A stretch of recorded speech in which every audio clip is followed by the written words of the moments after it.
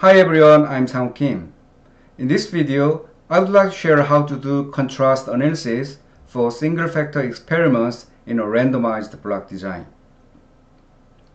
So we are interested in knowing the difference between the average of A and C and the average of B, D, and E. So we can set up the null hypothesis like this way.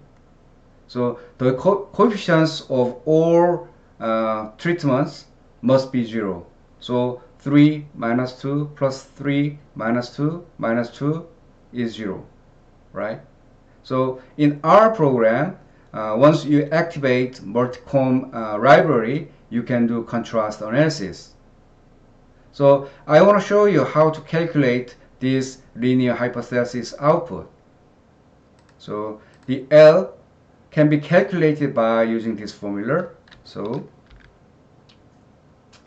3 times mean of A minus 2 times mean of B plus 3 times mean of C minus 2 times mean of D and minus 2 multiplied by mean of E.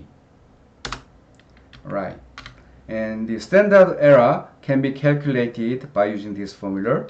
So square root of MSE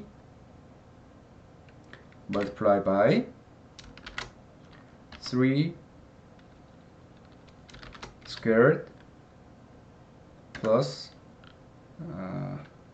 minus 2 squared is actually same as 2 squared. So 2 squared plus 3 squared plus 2 squared plus 2 squared. Right? And then over number of replications, which is 5. Right. So the t-value can be calculated by L over standard error. Right.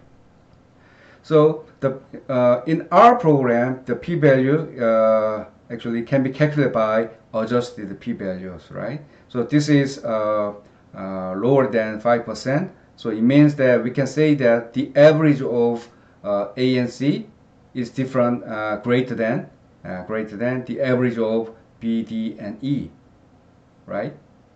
So again, the average of A and D is 10.8 plus 8.2 over 2, right? And let's see, average of B plus average of D plus average of E over 3. Right. So 9.5 is greater than 6.2 statistically. So we can say that there is a significant difference, right? That's it. It is very simple video clip to understand contrast. I hope it was useful for you to understand how to use contrast for this kind of null hypothesis. Thank you.